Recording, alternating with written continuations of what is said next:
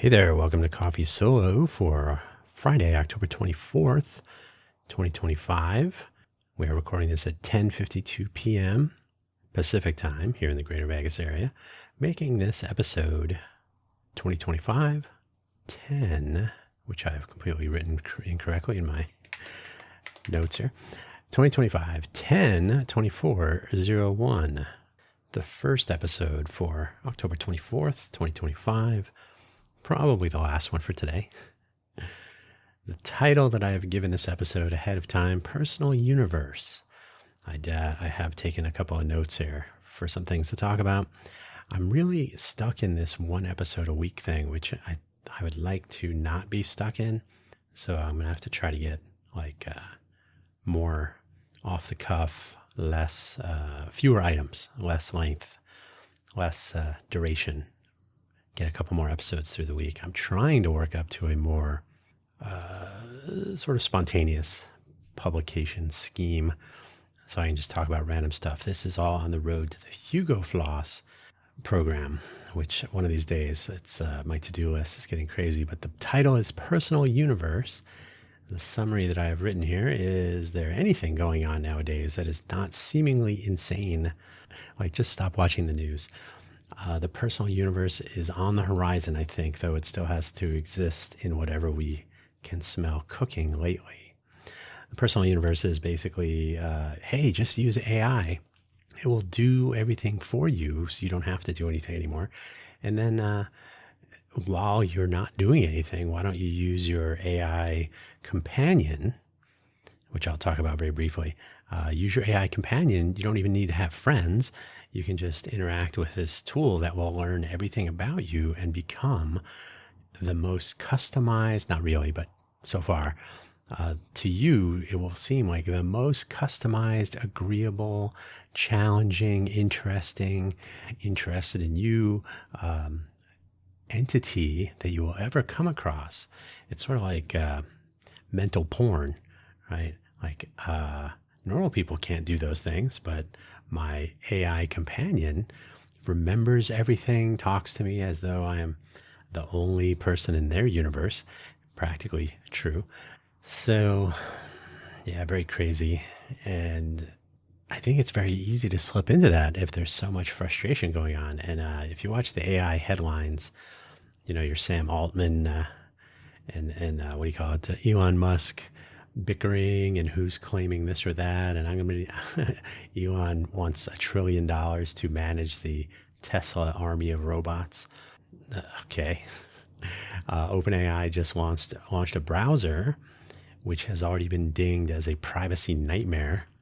Just imagine every single thing that you're searching on the internet already going to Google and Facebook and Amazon and all these other ad-driven third-party cookies or even first-party cookies that still send data so they can develop an advertising profile and whatever else information and data that they're selling. Okay, great. But now Comet comes along and captures every interaction so that it can do some AI wizardry on you. Like, no thanks. And I saw one thing that was funny. Hey, OpenAI, I think it was what's that guy's name? What's his name? Fire Coder? No. I should know this. Fire something.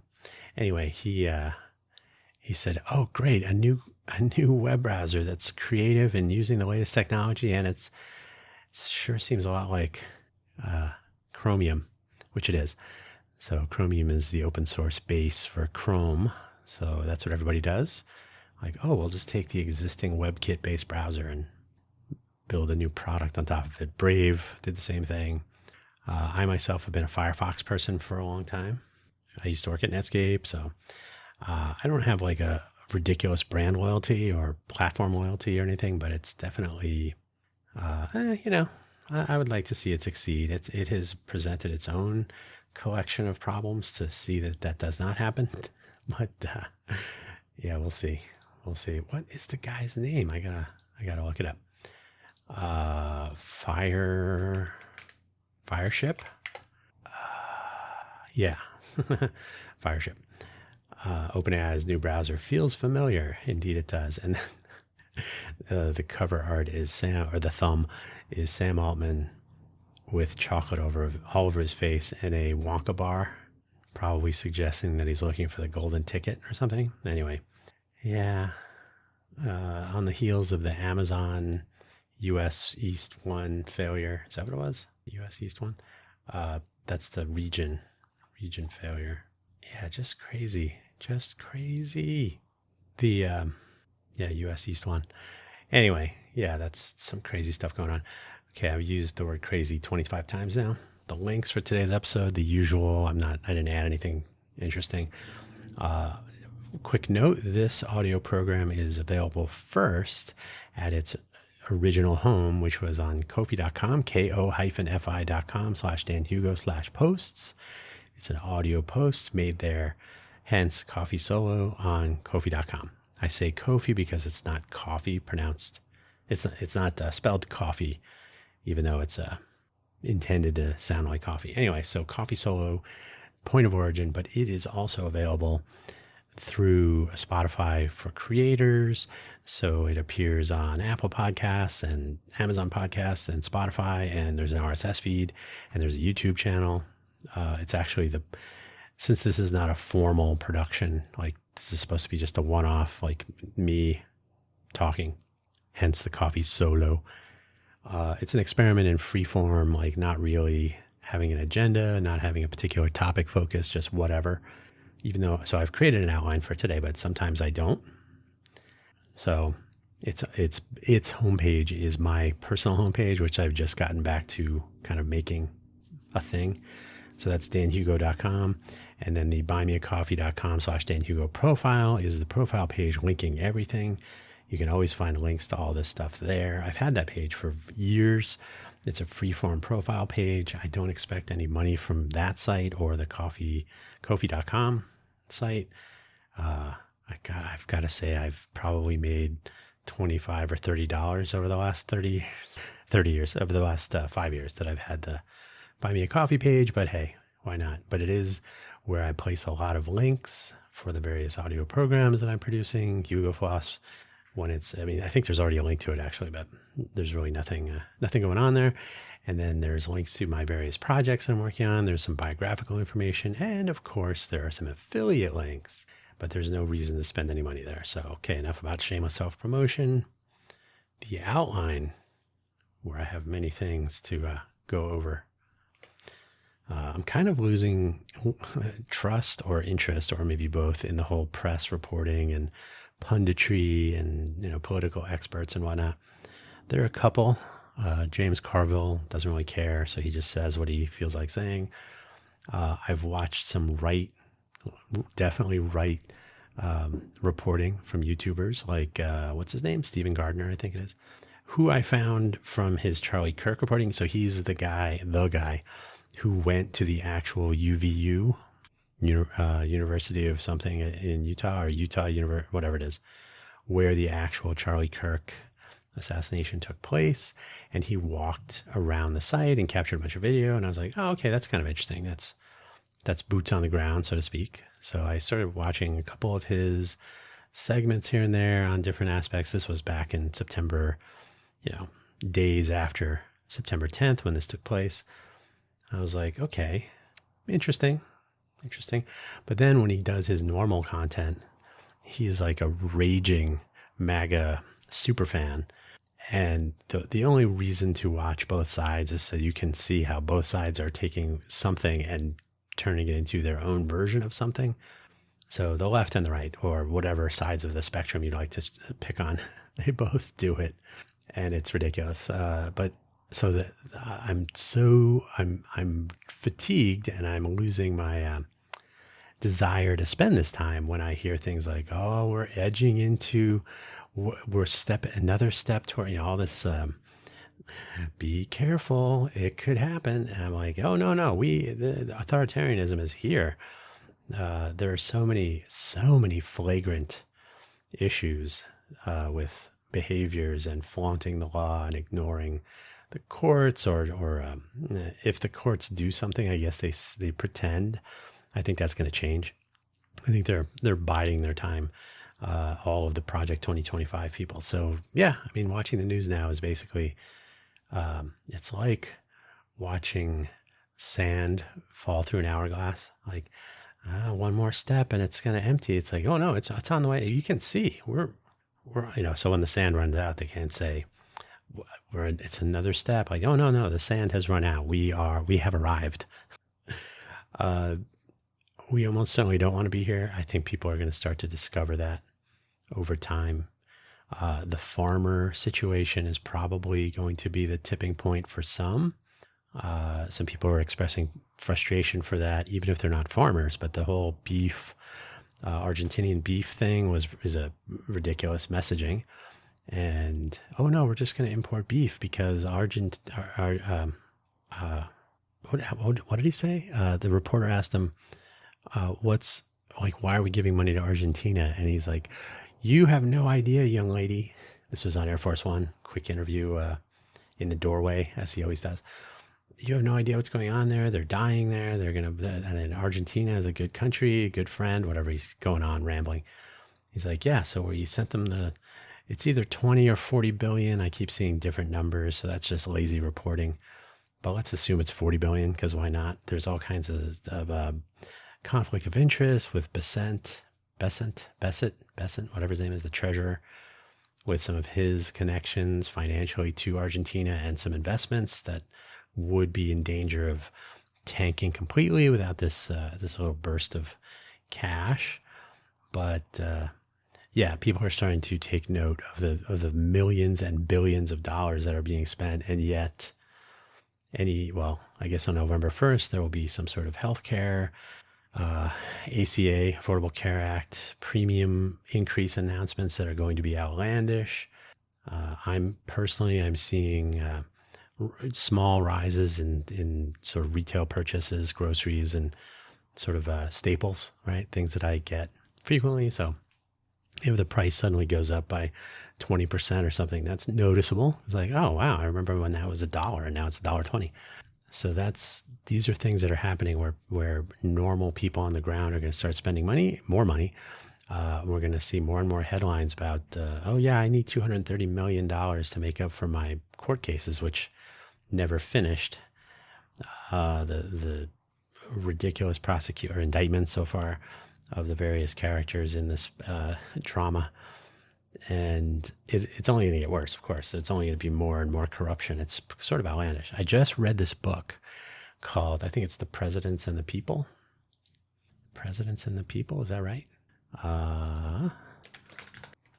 Presidents and the People. I think that's what it was. Yeah. The Presidents and the People by Corey Lang, Brett Schneider. Yeah, he has a podcast, which I don't remember what it is because I don't really watch it. He's a professor at Brown University, teaches constitutional law and politics. Anyway, he went through, pulled a bunch of scenarios that basically are partial predecessors to the Trump behaviors. So it was actually really interesting. It almost seems like, it's cherry picked. So it focused more on the controversial or arguably illegal things, constitutionally nebulous events and activities. It got started right away with the transition from George Washington to John Adams. John Adams was a little out there. He wanted, what was it called? A hybrid? No, what is it? A split constitution? I can't remember. He wanted a Congress, but he also wanted a monarch. So sort of parliamentary. And yeah, I don't know what he was thinking because he just wrote the Constitution. There was this desire to have an aristocracy have more power, hence the Senate, which is intended to be the House of Lords, the House of Representatives, the House of Commons, right? So every 2 years, the people are represented in the House of Representatives and the Congress, but the more wealthy, the wealthy landed aristocracy, as some have referred to that, those would be represented in the Senate and so on. That's not really how it works anymore, or is it? But interesting book. But it was it just plucked different, Buchanan and Lincoln and Johnson and different characters and what's his name, Frederick. What's his name? Frederick Douglass. Thank you. Frederick Douglass and Martin Luther King and their influence. They called it a constitutional constituency, I think it was. It's where people actually take notice of the Constitution and what its intents was,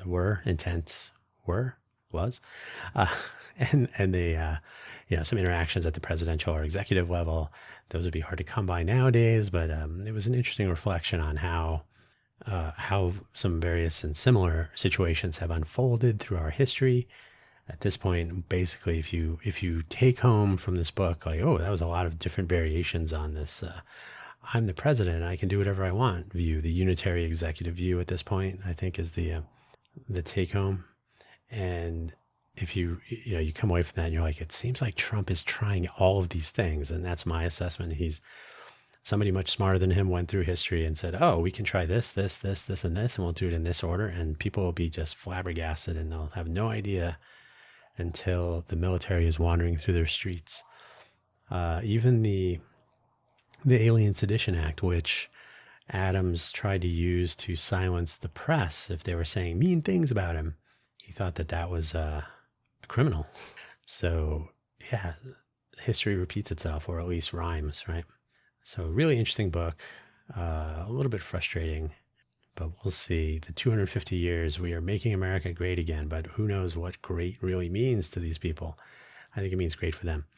All right, enough of that. I've completely slipped on my Hacktoberfest participation yet again, both with the Project Act submission for contributions. That is, we would have a project in the mix so people could contribute their pull requests, get their stickers or their badges, Howl Pin badges, and my own pursuit to get my 6 pull request submissions so I can get my Hacktoberfest badge.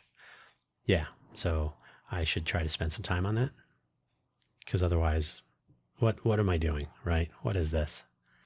Like, I should be able to focus on that, but I've totally slacked. It's the 24th of October and it's barely that anymore. And we're coming up on the 25th. That is the end of October is arriving. Just a few more days and we're going to be an authoritarian. Yeah, I know. But I for some reason am unable, I guess it's adulting or something. I'm unable to commit the time for the month of October to really focus on completing 6 pull requests, much less.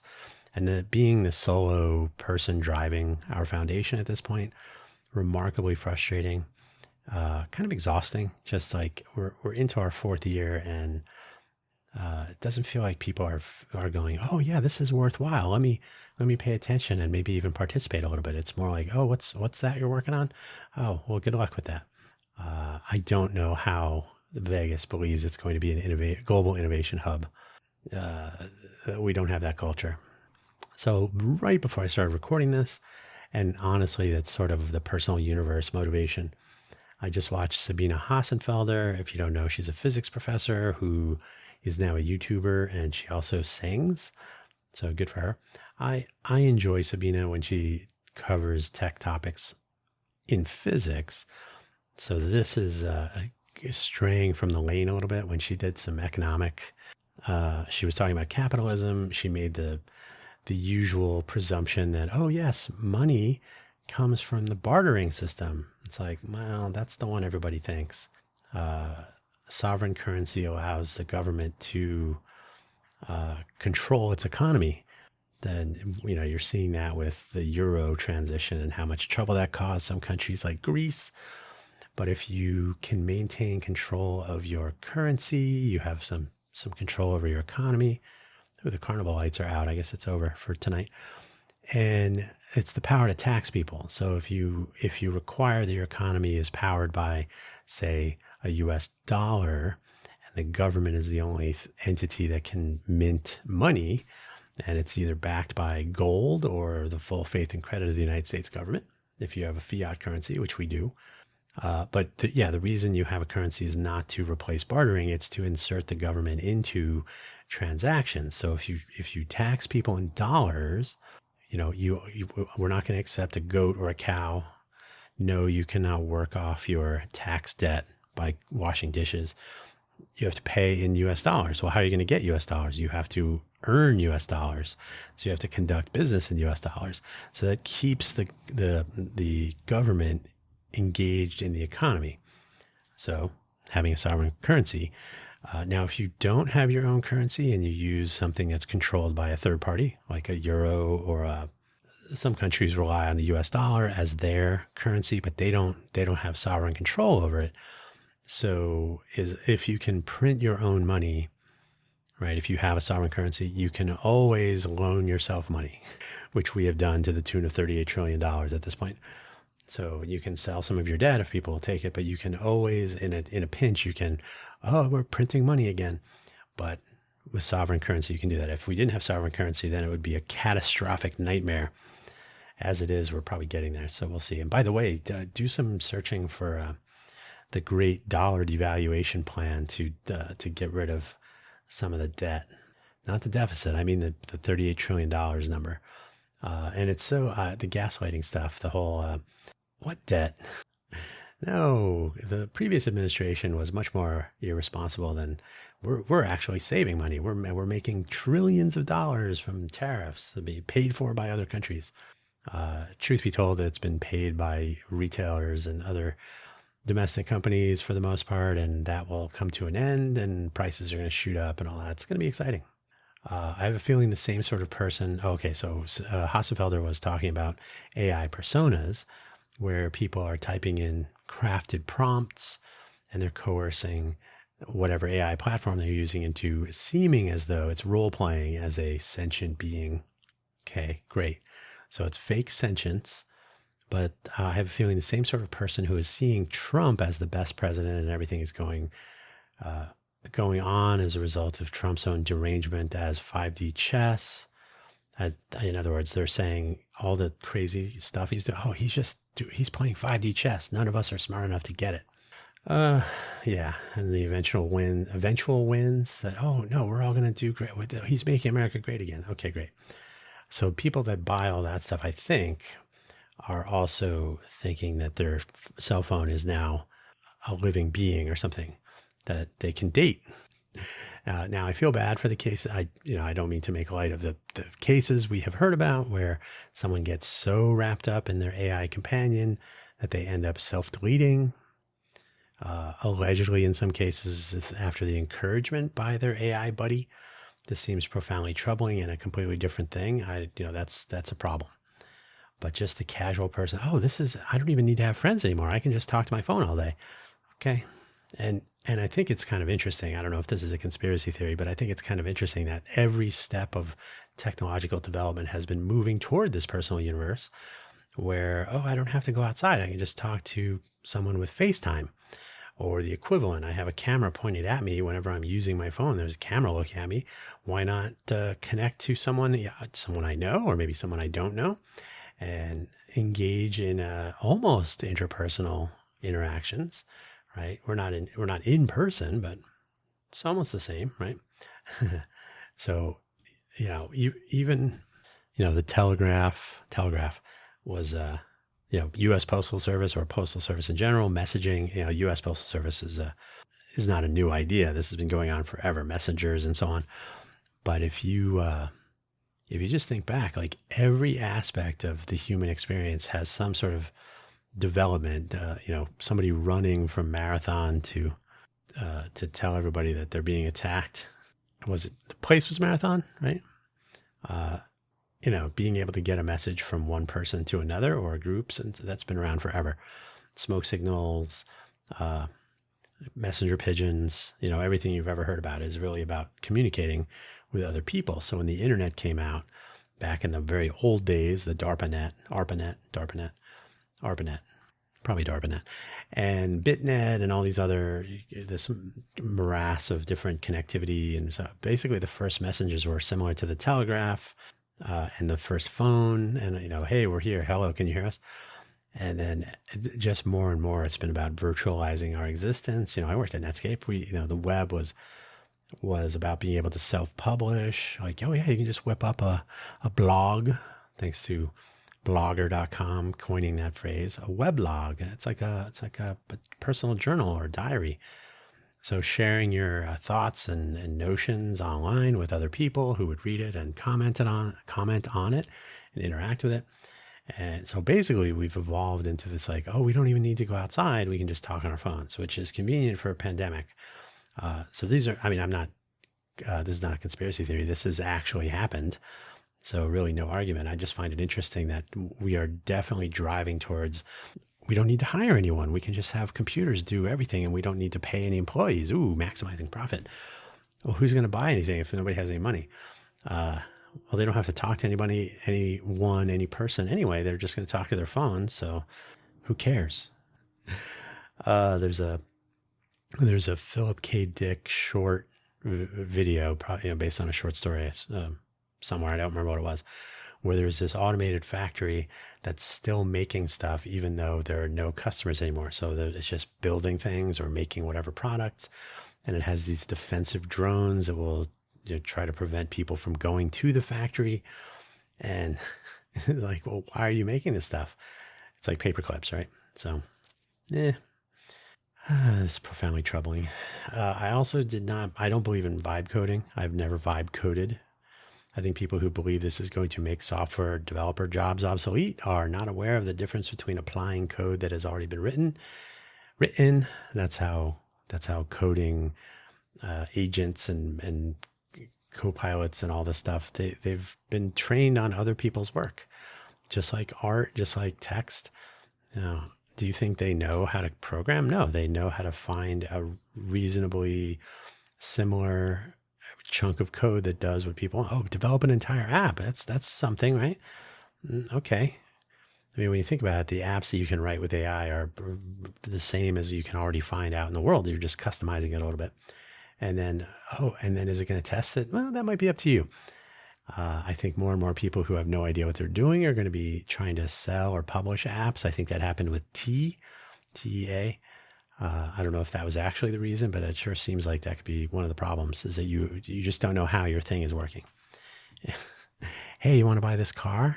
Okay. How does it work? I have no idea. That would not work, right? Somebody has to know how to repair it and so on.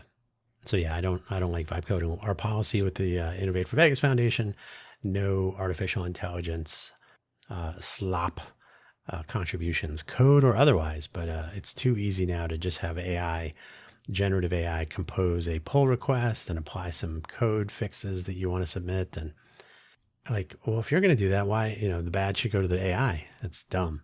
So I think that's ultimately going to be a huge problem. But I've been avoiding it myself. I'm not aware of that anyone who is not aware of that difference between being able to spit out code that's already been written and to actually create and innovate beyond those edges, I think is going to be in for a rude awakening at some point. It's possible that the Amazon AWS US East 1 failure had, I mean, who knows? It was a race condition and some DNS record updating. From what I read, it's like a classic, somebody didn't think it through. Oh yeah, we'll just have one thing. And honestly, I've used this example for holacracy. Holacracy, because of the way it's constructed, you only interact with the other circles of holacracy, which is a flat management structure. You only talk to the other circles or groups of people if you have a problem. So the example I always give is if you have one circle of people who are their task is to build a building, and another circle, the task is to demolish a building, and they never speak, then the builders are going to build. And then if the timing is right, they'll build okay, we made progress today. And they don't keep track of that perhaps. And then the demolishing circle comes through and undoes it. And then the builders come back and they're like, all right, we're going to build some more today. Like, hey, did anyone notice that all the work we did yesterday is not here anymore? Oh, that's weird. Well, we'll just keep building. So I have concerns about how that's going to work. We'll see. But the Amazon scenario sounds like it could be something similar. There were two different tasks for DynamoDB. One was checking for the need to update the DNS records for its various deployments. There's a lot of Dynamo. Is it Dynamo or Dymo? Dynamo, I think. DynamoDB. So they all have DNS records and all this stuff, so they can be located within services, portfolios of different accounts and all that stuff. So one piece of code was checking for the need to update the DNS records, and another piece of code was updating the DNS records. And if those were not communicating properly, you ended up with failures of updates. And then, so records got zeroed out. And then the updater task, I'm sorry, the task that was supposed to initiate the updates, not the one that actually did it, was like, oh, okay, there's nothing more to update. So it essentially was removing DNS records without updating. It was updating them to none. And because the code was poorly written. So if that's true, that's interesting. But, someone mentioned, oh, they just swapped out like hundreds of employees for AI tools to automate some of the management of AWS services, Amazon Web Services. So yeah, it's kind of interesting. Speaking of Amazon, I have a ton of Amazon Vine reviews to write. I mean, when I say a ton, I mean like 20, probably 30. I should try to clear my entire inventory of things. I could do that instead of trying to catch up on Hacktoberfest. That is the last minute after all. Why not? But yeah, I've once again slipped off the wagon and my account is suspended until I can catch up. You get this, your account is in danger of being closed unless you catch up on your review percentage. A certain number of orders, you have to have whatever the percentage is of reviews submitted and accepted. So I got to catch up on that. I looked at my item value report. So like, oh, you've received 1,000 items. It's actually, it's got to be around 300 now. They present a large number for the actual dollar value, for which I will receive a 1099. I think it's a 1099 MISC. So they treat the free, quote unquote, free things that I've received as payment, since I am submitting reviews in kind, I guess. The payment for me is a free product and I write a review and we're good. So 1099 MISC. So those $10 items sure do add up. I'm a silver member thus far. Maximum item value is $100, but I have a lot of items. So yeah, I think it was $8,000 or something crazy. That's a lot. I wouldn't say the things I've received are actually worth that much. So, they're doing their retail value, I think. Yeah, they do retail value. It's not, which is probably unfair, but interesting. I have received some very cool things. So it's not a negative, but that dollar value is a lot. And so in the tax season, when we get there, I'm going to have to deal with that, I suppose. Like, ooh, I got to pay taxes on my bamboo chopsticks, as though it were income. Yeah. Okay. So the Charlie Kirk stuff, well, I have not been tracking this at all. I did for the first couple of days. I would just have some YouTube channels on and everybody was talking about it. So, okay, fine. Haven't really been keeping up. YouTube every once in a while will recommend a video or two every day, probably somewhere in there. Not at the top. The top, I'm getting more, Penny is watching is my like, current favorite reaction video producer. She's a gamer. Her accent, she actually says what is it? The gamer with the funny accent. She's got quite the accent. It's very unusual, but it's kind of interesting. Change it up. I've talked about this before. I like movie reaction videos because they're simple and because the people in the modern era, people that are like Gen Z or millennial or whatever, are watching movies that I watched when I was their age. It's so funny to say that. And, so it's interesting to see people reacting like their responses today to a movie from the 70s or 80s, usually the 80s and 90s, but they've done a couple like 12 Angry Men, which is a great movie. And that's been interesting to watch reactions of modern young people to a movie that was made before I was around. But it is a good movie. I even like the remake, George C. Scott and Jack Lemmon. It's not as good, but it's still good. So to see those is kind of interesting. But anyway, so Charlie Kirk videos, though, I really haven't been watching those, except for the other day I clicked on two of them. I have here that I did it Friday in my notes, but I think it might have been Thursday, but it could have been Friday. I think one was on Friday. So now, of course, I have a lot of recommendations. But one of the two is a deep dive conspiracy meander, as I've written here, which I did not let play too long. It was a combination of Charlie Kirk conspiracy and now the farmers have to pay and they're going to go out of business. And we were all told this. And if Kamala was a president, if she had won, then I would probably be in prison, they say. So you're like, okay, where's this going? It's going to another Penny is Watching video. Yay, let's get out of this silliness. So I try not to get too drawn into that chaos.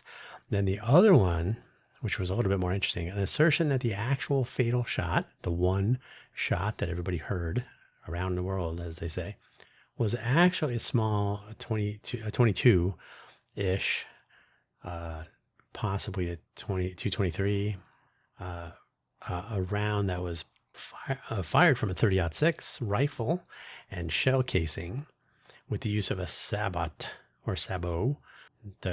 Probably both pronunciations are common. Sabot, S-A-B-O-T, pronounced sabot, is a shoe or some other thing.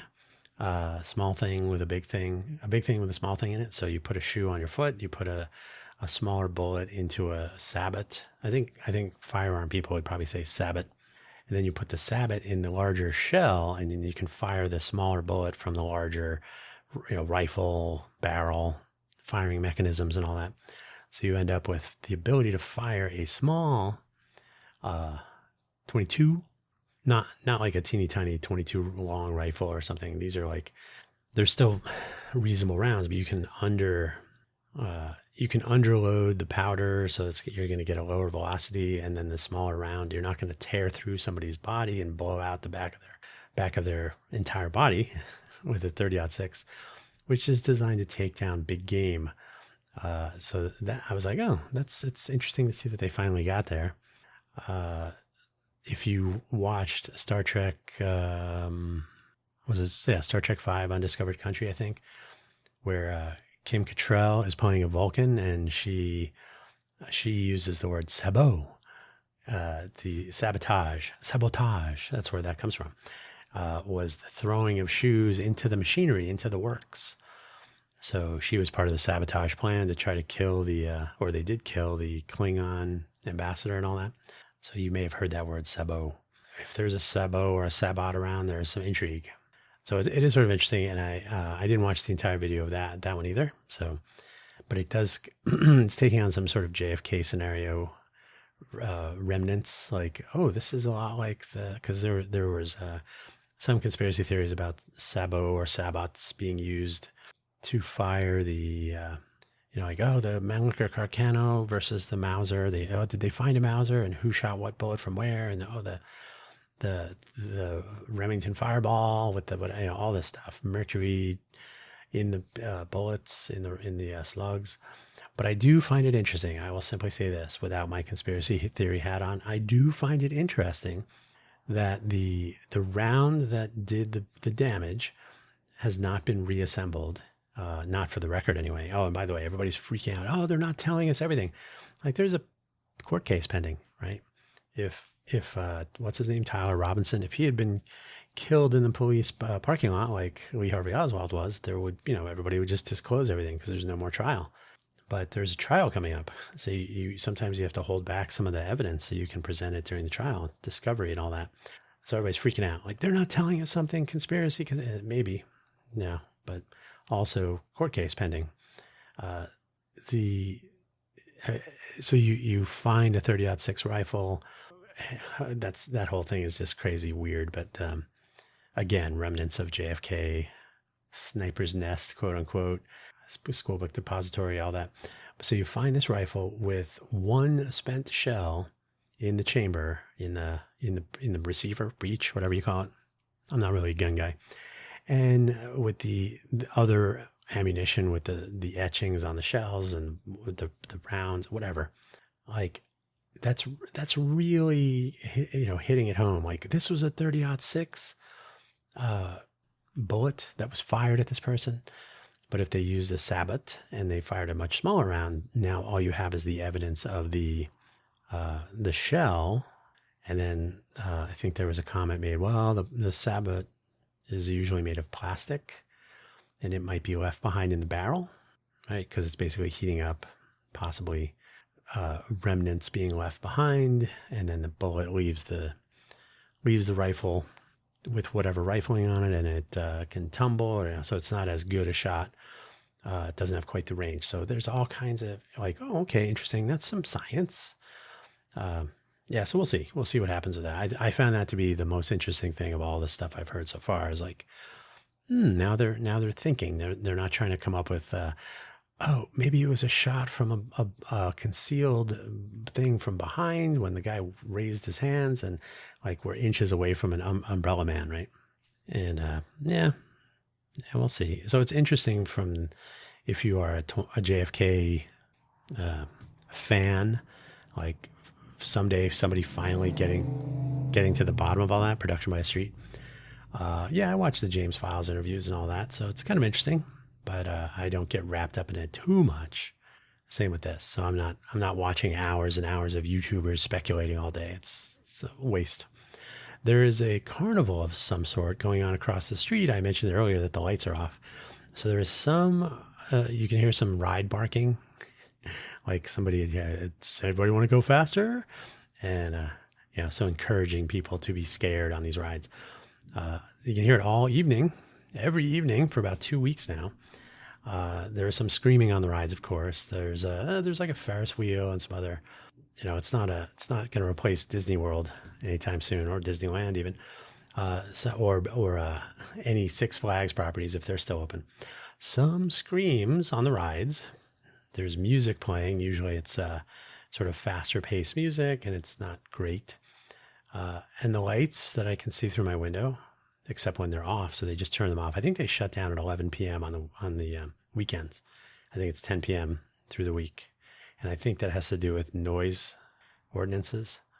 But either way, it's kind of annoying during the day because it's just sort of a kind of excessively loud by comparison to a normal day. My mom said, "Oh, it means you're getting older if you can't do it." I'm like, no, it's just the fact that there's this extra noise going on through the day. If I wanted to record an audio episode, and I actually checked, it doesn't get picked up, luckily, but it's just still a distraction, right? Like, so I'm not doing the, hey, you kids. It's more like, is this really necessary? Because you're kind of screwed. And it's in the latter part of the day, so it doesn't start at 8 a.m. or anything like that. So I try to get stuff done in the daytime, but during this week, I've been totally slacking and recording stuff at like 4, 5, 6 p.m. That's not as good. It's not a huge deal, but it's very odd because I've not seen any mention of this carnival in any local media. Nobody's saying like, oh, and be sure to check out the Centennial Hills, whatever. I mean, I literally noticed, it's about 2 weeks ago, there was like a pickup truck coming up from what is normally like a dirt section. No, there's nothing really there. And there's a freeway crossing, and there was somebody coming up through like a dirt driveway. And then there's an actual driveway depression in the sidewalk, so you can have a vehicle come through. So it was coming up out of there was a big, like a heavy duty pickup truck. And I was like, oh, I wonder what's going on over there. And then I figured, oh, it looks like they're doing a pumpkin patch or something. Okay, that's reasonable. So it's on the access road next to the freeway. So, yeah. But then, they assembled all these rides and everything, and it's been just kind of strange. If you've ever seen the HBO show Carnival, not quite like that, but maybe. I assume it's a Halloween thing. So maybe it's up for another week, but just kind of randomly showed up and I haven't seen anything. And Vegas is not good at promoting certain things if they're not on the strip, so sure. Anything else? I'm trying to transfer domains to Pork Bun, and I had a problem, and I'm like, I need to transfer 2 more domains, but I'd like to get a resolution of this problem. Pork Bun is cheap and seems capable, but their support people don't tell you anything. They just say like, oh, okay, I reset it. And you're like, well, what was the problem? So I said, I'd like to know what's going on before I initiate the transfer of 2 more domains. $50, right? Their prices are cheaper than GoDaddy. So I'm trying to move my domains off of GoDaddy.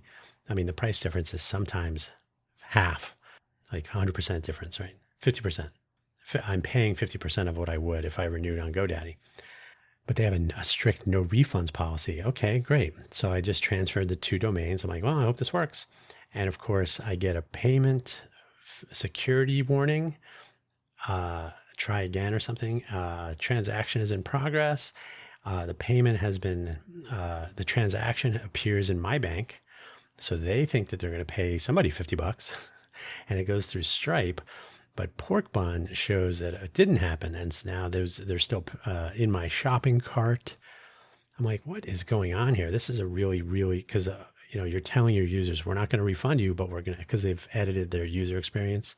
Somebody's been fiddling with their HTML to make it look, and it was a little hinky before. So it looks nicer, but then it doesn't really work. That's bad. Somebody didn't test something. So, hey, we're not going to refund your money, but we're going to dump all this new stuff on you that doesn't quite work. And then when it doesn't work, just contact support and we'll get back to you tomorrow. They don't really have real-time support. So it's a little bit disappointing. I'm really hoping I don't have to interact with them too much. But I think that's going to do it. I think we got 48 minutes of clock on the wall time here. I'll truncate silence and see what we end up with. So that's it. That's what I got. I'm going to publish this on Ko-fi.com, and then I'm going to publish it on the usual through Spotify for creators, and you can listen to it whenever you want. So thanks for listening as always. Thanks for listening to me vent or kvetch or generally ramble on. Talk to you soon. Bye-bye.